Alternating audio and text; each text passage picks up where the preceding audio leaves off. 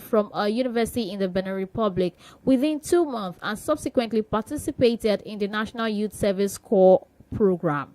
This following the revelation, the federal government promptly suspended the accreditation of certificates from both Benin and Togo, initiating a comprehensive investigation expected to be concluded within the next 3 months. Lastly, the minister expressed a lack of sympathy for students of such institutions, branding them as part of a criminal chain rather than victims, as he also highlighted that security agencies would pursue individuals utilizing fake foreign certificates to gain opportunities in Nigeria.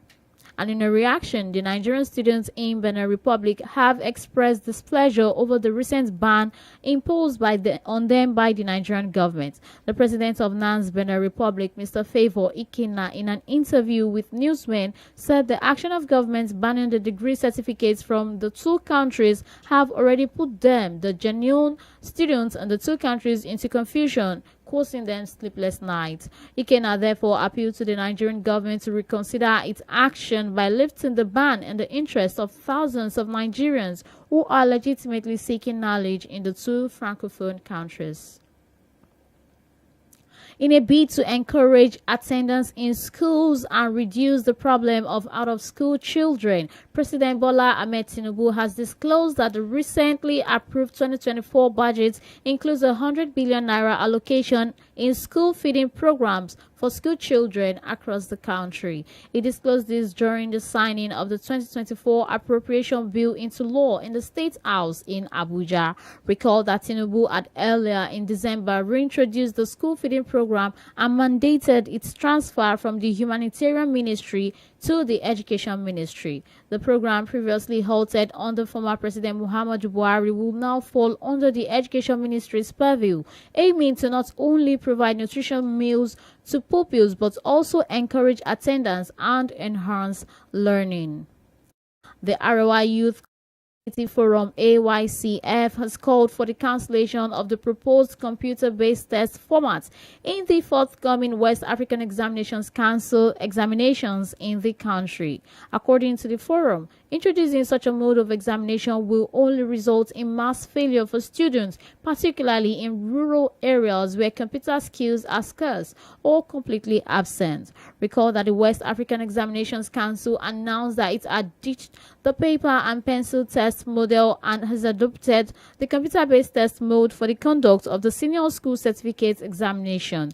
This was contained in a statement signed by the acting head of the public affairs unit of WAEC, Moyosola Adeshino, where she claimed that it was in line with global best practices and informed all its stakeholders that it had concluded plans on the migration. Meanwhile, the national president of AYCF, Yetima Sherima, in a statement released in Kaduna on Friday, said the CBT exam should have been optional, allowing candidates to choose between the traditional pen and paper format and the computer-based approach. He therefore called on the Ministry of Education and other relevant civil society organizations to unite and reject the planned CBT exams, as he noted that the call became imperative to prevent a massive failure rate among students who deserved fair and equal opportunities for success. And on the foreign scene, the United Kingdom, through its Home Office, has announced the commencement of the implementation of its dependent visa ban, which prohibits Nigerian students and other foreigners from bringing their family members into the country. The announcement was made via X by the UK's Home Office on Monday, reiterating that only foreign students in postgraduate research or government-sponsored scholarship could bring their dependents through the study visas. Recall that the Home Office under Suella Braverman in May 2023 instituted the policy to stop Nigerian students and others studying in the UK from bringing families as dependents except under specific circumstances. Speaking on the policy, the British High Commissioner to Nigeria, Dr. Richard Montgomery, explained that it was formulated to check the influx of immigrants to address the housing problems in the UK. And with the new policy, the UK will remove the permission for foreign students to switch out of the student route into work routes before their studies have been completed to prevent misuse of the visa system. That's all we have for you on the news for today. But before we go, a quick recap of the major stories. Federal government to suspend degree certificates from Uganda, Kenya, others. Youth Forum rejects planned WAEC CBT exams. And on the foreign scene, UK bans Nigerian students, others from bringing family members. That's all we have for you on the news. It was compiled by Nima Ibrahim and edited by OLUBUNMI KAZEEM. Don't forget, for the coverage of your educational events, seminars, conferences, fairs, among others, you can reach us on 0702-507-4268, or you can send us an email via educationmediaservices@gmail.com. Thank you for listening. tí wọ́n bá jalè wọ́n tún fọ́lé ẹ̀dàkúnyé ẹ̀yìn òbí wa wo kẹjọkẹjọ wa iṣẹ́ burúkú ni wọ́n ń ṣe tí wọ́n bá jalè wọ́n tún fọ́lé ẹ̀dàkúnyé ẹ̀yìn òbí wa dẹ́gbà lówó kẹjọkẹjọ wa ẹ̀dàkúnyé ẹ̀yìn òbí wa dẹ́gbà lówó kẹjọkẹjọ wa.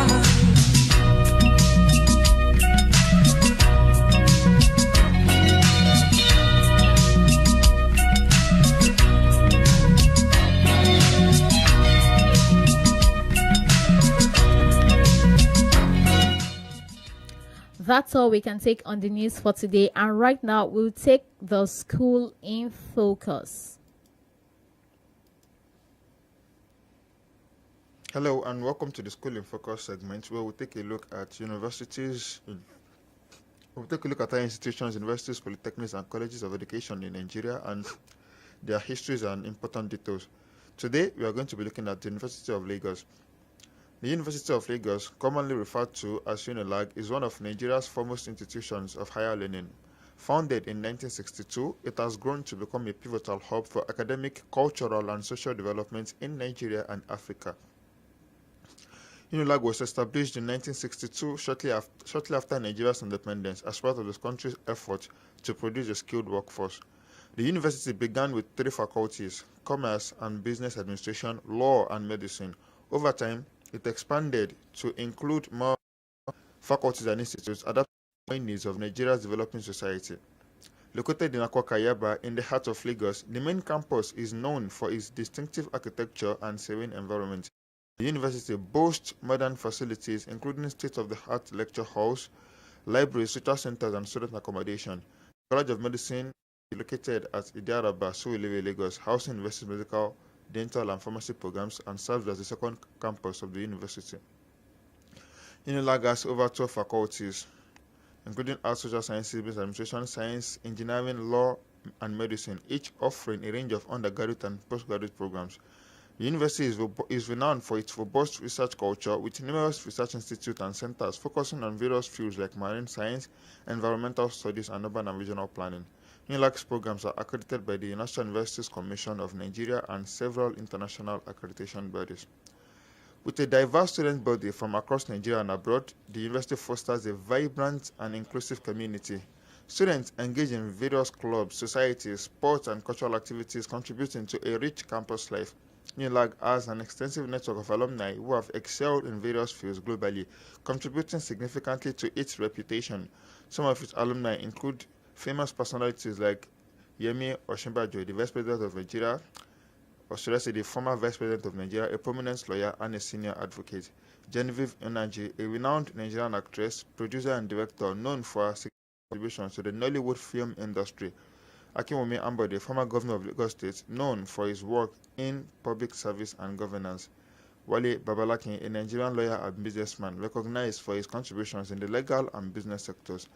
Wizkid Ayodeji Balogun, a globally recognized musician and songwriter influential in Afrobeat music era, Sani Elumenu Omotalaja Lade Kehinde, Gbenga Oyebode, Funke Akindele, and others. The university is known for its high academic standards and has produced numerous distinguished alumni, like we have said. UNILAG research contributions, particularly in the sciences, the social sciences, and humanities, have had significant impact both nationally and the university actively engages with its local community through outreach programs, public lectures, and partnership initiatives. Like many public institutions, Unilag faces challenges related to funding and infrastructure maintenance. The university is continually striving to integrate more technology into its curriculum and research initiatives to help keep pace with global educational trends and standards. Unilag stands as a beacon of learning, intellectual pursuit, and cultural development in Nigeria. Its commitment to academic excellence, research, and community engagement has cemented its position as one of Africa's leading universities. As Unilag continues to evolve, it remains dedicated to future leaders and innovators who will contribute positively to society. That's it on our School in Focus for today. I remain Saeed Aremu. Education Today continues in a moment. Please stay with us.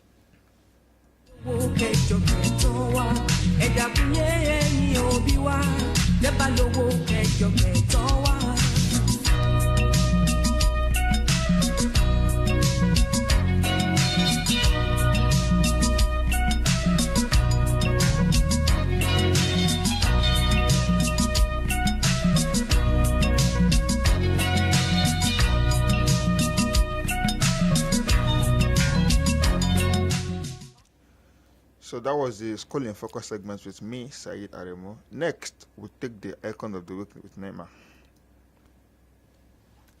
Hello, good afternoon. You're welcome to the Icon of the Week segment where we consider the life and times of individuals that lived inspiring lives and contributed immensely to educational development in the world. I remain Nima Ibrahim. Our icon for this week is Hippocrates, a Greek physician of the classical period who is considered one of the most outstanding figures in the history of medicine. Hippocrates was born around 460 BC on the islands of Kos, Greece, into a family with a long tradition in medicine. His education was extensive and diverse, reflecting the broad intellectual tradition of ancient Greece. He was trained in the fields of philosophy, medicine, and perhaps even traveled to learn from various teachers and schools, including the Asclepia, a temple dedicated to the god of medicine Asclepius. Hippocrates practiced medicine throughout his life, traveling across Greece and possibly beyond, treating patients and teaching his methods. He is credited with teaching at the medical school of Kos and later at the Thracian Asclepion, contributing significantly to the medical knowledge of the time. Hippocrates authored or inspired a collection of texts called the Hippocratic Couple, which emphasized a systematic and empirical approach to medicine, a significant departure from the supernatural explanations prevalent at the time. Now, while specific awards during his lifetime are not well documented, Hippocrates' reputation as a skilled physician was widely recognized in the ancient world. His legacy earned him the title Father of Medicine, and the Hippocratic Oath attributed to him is one of the oldest binding documents in history and continues to be held in high esteem by the medical community worldwide. Hippocrates' death is believed to have occurred around 370 BC, but the exact circumstances and location remain unclear. Hippocrates left behind many legacies that have shaped the practice of medicine from his time till date, and they include the Hippocratic Oath. This oath is a cornerstone of medical ethics and is still symbolically used in medical graduations today. We also have the medical practices and principles, which entails his approach to medicine, emphasizing observation, diagnosis, and treatment, and which laid the groundwork for the practice of medicine as a science. He also had influence on medical education, of which his methods and teachings have influenced medical education for centuries, emphasizing the importance of clinical observation and the study of the human body. Also, beyond medicine, Hippocrates had cultural impact in the sense that his work has had a lasting impact on Western philosophy and the understanding of human health and disease. In summary, Hippocrates' life and work mark a pivotal point in the history of medicine. His emphasis on empirical observation and ethical practice transformed the field of medicine from a practice dominated by superstition and religion to one grounded in observation and analysis. His teachings and principles continue to influence modern medicine, and medical ethics, testament to his enduring legacy. That's all we can take on the Icon of the Week segment. Thank you for staying with us up to this moment. The program continues. Please stay with us.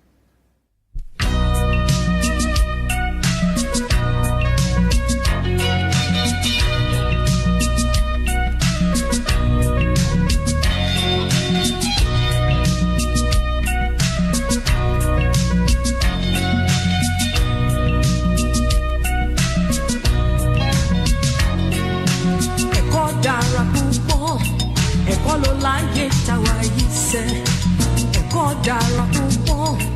Ẹ̀kọ́ ló láyé táwa yìí sẹ́, ẹ̀kọ́ ló ń gbé ní dẹni gíga, ẹ̀kọ́ ló ń gbé ní dépò ọlá.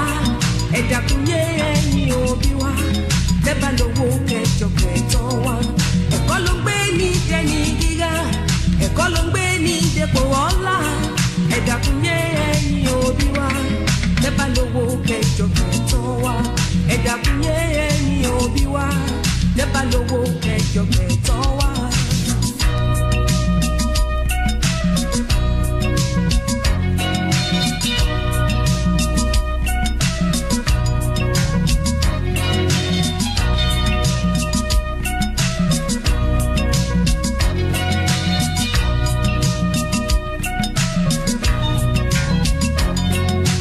Ọmọ tí kò gbẹ́kọ̀, ó dání lójú pé yóò jìyà. Ọmọ tí kò gba ẹ̀kọ́, ó dání lójú pé yóò jìyà. Iṣẹ́ burúkú ni wọ́n ń ṣe, tí wọ́n bá jalè wọ́n tún fọ́lé. Ẹ dákun yé ẹ̀yin òbí wa, lẹ́bà lówó kẹjọ. Welcome back to the program Education Today, reaching you live from Light Radio. And right now we move into the discourse segment. Today we will be treating the topic certificate racketeering, which way forward? Certificate racketeering in Nigeria, which way forward? On January 3rd, 2024, Umar Audu, a reporter and investigative journalist, exposed how he was able to serve and complete the NYSC with a 6-week degree that he bagged from a varsity in Cotonou in a severe case of certificate racketeering. Certificate racketeering, fraudulent act of using and selling fake or unearned credentials, is a widespread and deeply concerning issue in Nigeria today. It undermines the entire education system, erodes public trust, and creates unfair advantages for those who bypass legitimate pathways to educational qualifications. What is certificate racketeering? Who are the perpetrators of these, acts of certificate racketeering? Who are those to be held responsible for these acts, and what is the way forward generally? These are posers that we seek questions to on the program today. Joining us on the program today is our in-house analyst, Mr. OLUBUNMI KAZEEM, and he'll be here to answer the questions.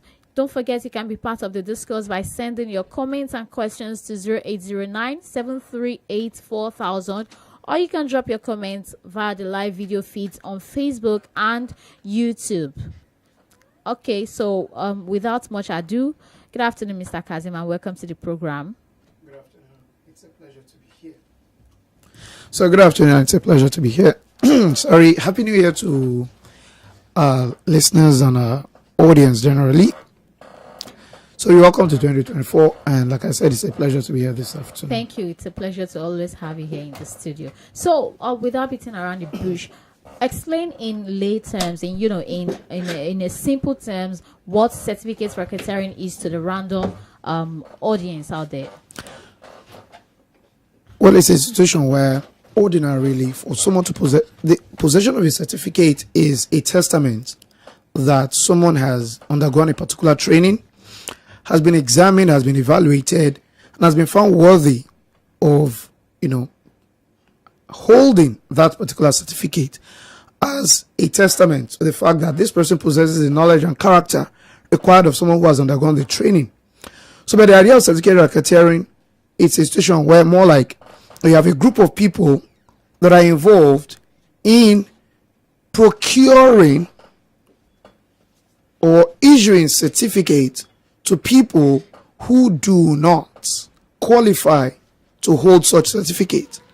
So if you look at the background that you painted, a situation where I can actually go to a particular institution after paying some money or meeting with some individuals, can actually be given a particular certificate without necessarily undergoing all the training, the training required, use the appropriate duration or spending the appropriate duration for that program, undergoing and writing the necessary exams or tests that are specified for that particular training program, and at the end of the day I have a certificate which I don't deserve.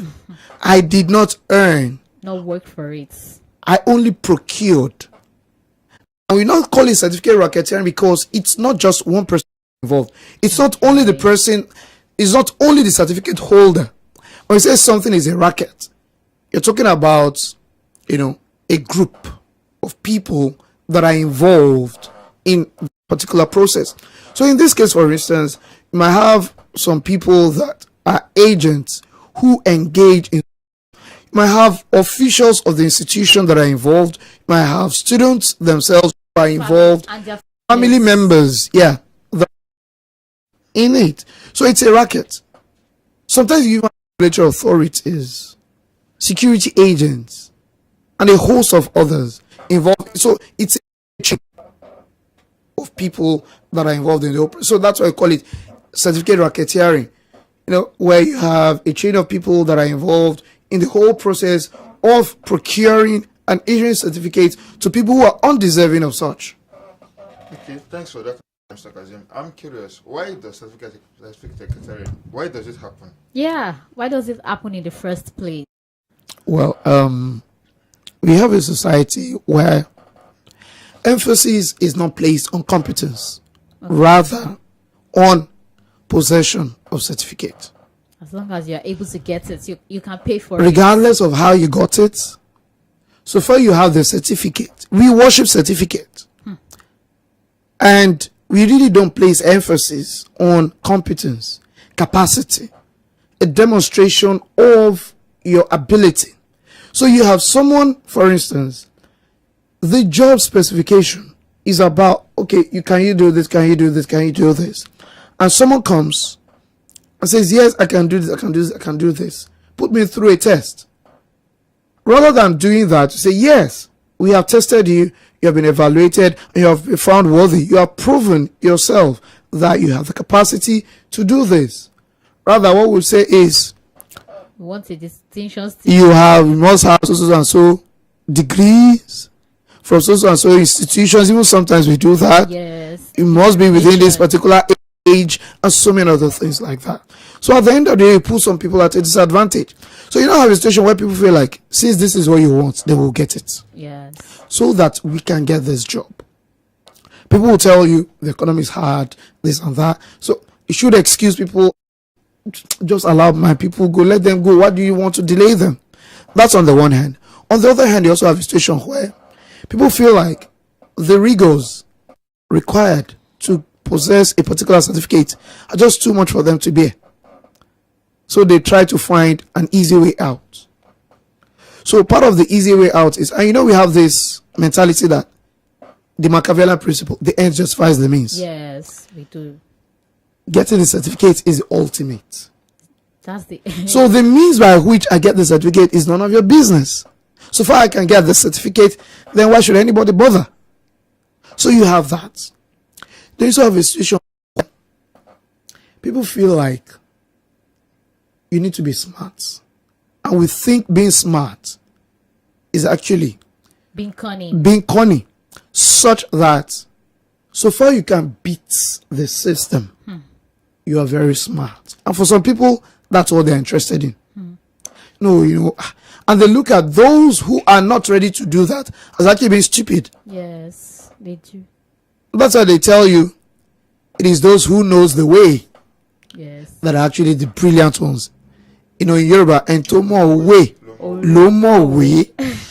So when you have such a mentality, and unfortunately the society, we're only interested in someone coming out with a particular degree, or we celebrate them, or at the end of the day, money, and we worship money. See, this excessive quest for material wealth is also a factor, because people feel like if it is these people that will give me money and I'll issue them certificate, what's my business? So far I can get the money. Yes. That's what they need, so let me give them what they want and I get what I want from them. A simple relationship. Exactly. And that's why you would also find security agents who are supposed to apprehend the perpetrators are actually themselves neck deep in this atrocity. And that you also have people in government who are also culpable of it. You know, at the end of the day, let's not go there, right? Yeah. So, but the reality is, when you have a society of certificate forgers, when you have such people in positions of authority, do you think they will be open to criminalizing such when they know that if the security agents want to go after the perpetrators, they themselves will become culpable? Yes. So do you think they would allow that? So you have all that. And at the end of the day, so some might also give the excuse that, these conventional schools, they are too slow, the program is too long, strike, things like that. So they try to give excuses. And these ones, very, very sharp, very, very fast. Sincerely, see, I've had a student who left us in Nigeria. She was in 100 level, left and said, now I'm going to Ghana. There is this particular school that instead of me doing 4 years in Nigeria or 5 years, in 2 years, I'll get the certificate. Can you imagine? Unfortunately, the colleagues here also experienced ASU strike twice. So instead of spending 5 years, because it's a part-time program, instead of spending 5 years, they end up spending, say, 7 to 8 years. And this lady was I'm back and I've got my certificate. And because we also even we give preference to anything foreign.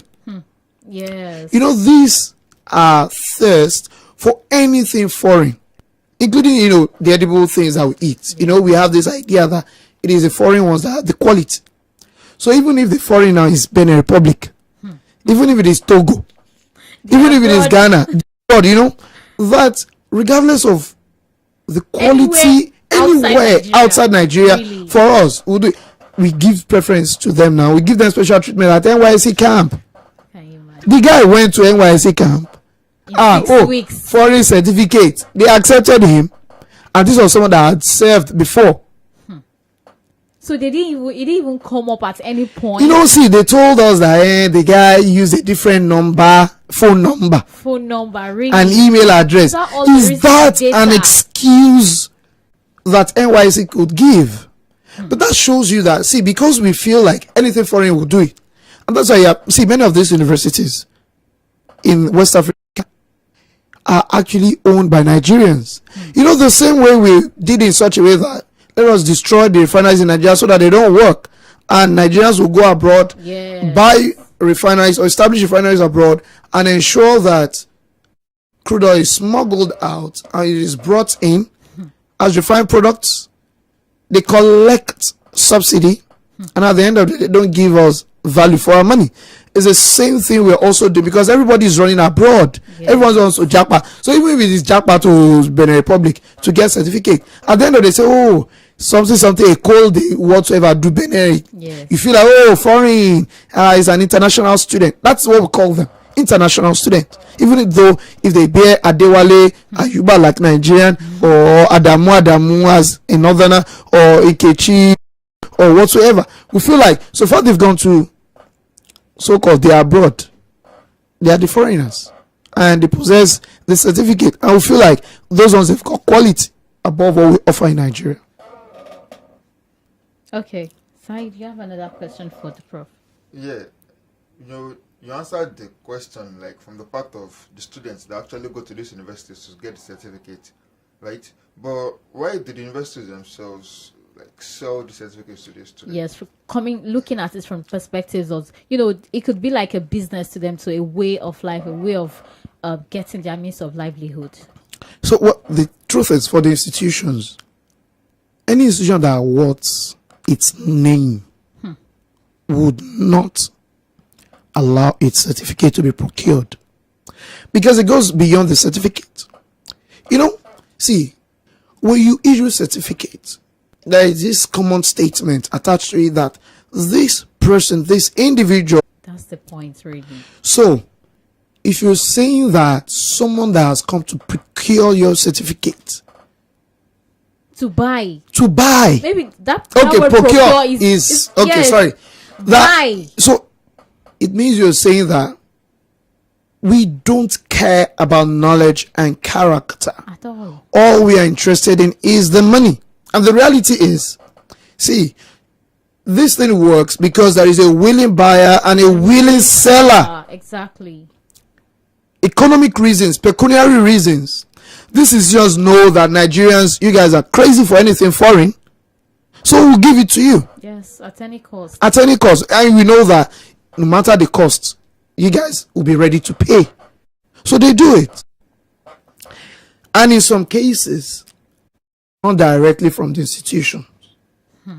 It is not an institutional policy or arrangement, but some individuals, corrupt individuals, who also, try to circumvent the processes within the institution. Imagine an officer probably in the certificate office of the institution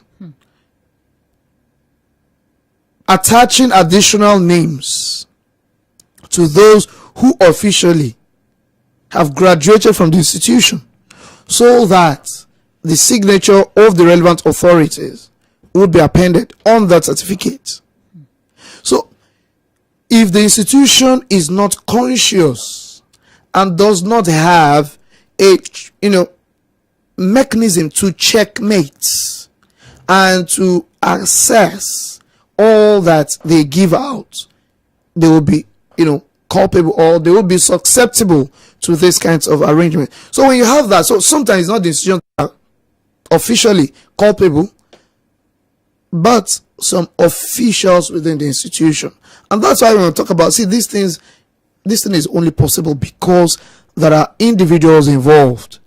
So are you with me? Yes. So it's just like, so until probably we need to also come up with an automated form of doing this, such that we try as much as possible to reduce human involvement, to reduce a situation where people would even have direct access of paying cash to probably individual accounts or what.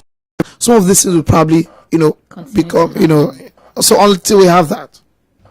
All right, so on a final note, please quickly, what do you think the effect of certificate racketeering on our educational quality and the quality of education in the country? And you can just give one or two pieces of advice to our listeners in order not to fall, because some people are actually in this without knowing that they are in it. So what of advice for the government, people, stakeholders involved? And all right, very quickly on the effect. First is we actually the educational system, because at the end of the day, we're actually saying goodbye to competence. That's one. Number two is also the fact that it puts the integrity and the reputation of the institution involved into jeopardy. And at the end of the day, it can lead to a situation where people will doubt any certificate issued by such an institution. And look at it now. The whole of Benin Republic and Togo, their institutions and the certificates emanating from there now has probably been put on suspension by Nigeria. So imagine those who probably have graduated from the institution originally and truthfully. Legitimately. Now these ones that have procured the certificate have actually put a question mark, a dent on the reputation, on the integrity of the certificate possessed by the legitimate students, graduate institution. Yes. So that's another thing. Then again is the fact that it kills the dignity of labor, because people will feel like, why do I need to bother myself? Why do I even need to study? Why do I need to stress myself when I can actually find the easy way out? Yes. So that is it. Then again is the fact that for a lot of people, even for students, it can actually destroy their career. Imagine you holding a certificate, and at the end of the day, such a certificate is declared, fake, or that it was actually procured. Now imagine what could happen to you. All that you have built on it, will crumble. It's also fake. It's because it's fake. No, you cannot build something on nothing. So if the foundation has been found to be nothing, imagine you probably getting a first degree and it is fake. And on the basis of that first degree, you now probably attended another university, you got your master's, you got your PhD, and now you were told that it was found out that the first degree is fake. So every other thing that you built on it, null and void. Null and void. So imagine what could happen to such people. So, and that's why I feel like, now moving to a piece of advice that I have, for all the different stakeholders here, everyone needs to do their job diligently. Diligence in the sense that, for the students, please conduct your due diligence before you actually enroll in any institution. See, and anything that looks too good is probably fake. See, if someone tells you that I can graduate in an institution in 2 years, you should know that is probably something wrong. Because probably if other institutions run such a program for 4 years and someone now says you spend 2 years, that should actually be a red flag. A very red flag. Red flag to you that something is fishy. Please run away. Understand that there is no shortcut to success. And that is why, for whatever happens, the students will be at the receiving end. Beyond the students, the institutions, let them actually have series of steps or processes, verification processes for issuance of the certificates. Then for other institutions that are also connected to this, like I'm trying to talk about, for instance, the NYSC, it should not be something that probably a student will present. It should be that the institution directly will send the names to the NYSC or wherever it is needed. It should be directly from the institution, not the individual that is involved. And beyond that is, let us also please utilize automation. Let us utilize the opportunities of technology we have, so that at the end of the day we can have different levels of checks. Beyond that will reduce human intervention. Then for the government, see, you also need to invest in Nigerian education, the public education system. Very key. Because see, all these things are possible because we have relegated our own institution. And those are people running abroad. See, wherever wherever the abroad is, even if it is in Bosnia, even if it is in Cambodia, Nigerians will go just because they want to get the certificate. Pathetic. So and we ask them to tell you, because we have strikes in Nigeria. Strikes are because we have irresponsible government that will not fulfill agreements and their responsibilities towards this institution. So there is a need for us to, then finally, for the security agents, there is a need for them to go after those who parade the certificate. Let them conduct check so that you can identify the rings and the members of this ring that are involved in this practice, because it is not one person. Imagine having someone in NYSC who is connected to this institution, who is connected to someone in Ministry of Education, who is connected to the students, who is connected probably to immigration officer or whatsoever. See, it's a ring. So they need to undertake. See, we should, rather than all those trying to call for the arrest of that journalist, rather we should praise him and encourage him to do more. Because if he has not done that, a lot of people will not be aware of these things happening. So if at the end of the day, it will take such a person for us to actually come up with the necessary verification process that would certify our certificates and whatever degrees that we award people, so be it. So I just feel that all of us, we need to do our due diligence. Parents, don't be too desperate, because there are some people who say parents actually procure these things for them. Exactly. The student might not. So it's important that we cannot sacrifice competence on the altar of just possession of certificate or whatsoever. It is not in our best interest. It's not in the best interest of the student, the institution, or the society at large. Imagine being operated upon by someone who claims to be a doctor and has never attended a medical school. I really fear for our future, indeed. That's it. That's all we can take on the discourse segment for today. Wonderful insights from our in-house analyst, Mr. OLUBUNMI KAZEEM. We'd like to appreciate our guest again for the beautiful insights he provided on today's program. We'll go on to the Words of the Marble segment. You're welcome to the Words on the Marble segment of Education Today, where we take a look at memorable quotes that are educational and inspirational to everyone. Today, we have a quote from John Holt. According to him, learning is not the product of teaching, but the product of the activities of learners. Again, learning is not the product of teaching. Learning is the product of the activity of learners. And this is to inform you, our esteemed listeners, that you can always advertise your products and services and also showcase your events on our program. This you can do by calling the number 0703-953-8998 and 0702-507-4268. Thank you very much for joining us today. Let us know how you feel about today's program through our various platforms on Facebook, facebook.com/education today, on Instagram, education_figure2day, and you can also send an email to us via educationmediaservices@gmail.com. Once again, we want to appreciate our esteemed listeners for joining us today on the very first edition of the 2024. We say a big thank you to you all. We appreciate your constant engagement, support, and contributions to the success of the program. We do not take any of these for granted, and we look forward to more of the support and encouragement in 2024. May 2024 bring in more prosperity and success for us all. Many thanks to the entire crew of Education Today and the management of Light Radio. The supervisory producer has been T-Wise. Do the same time next week on this station. I remain Nima. See you next week and goodbye.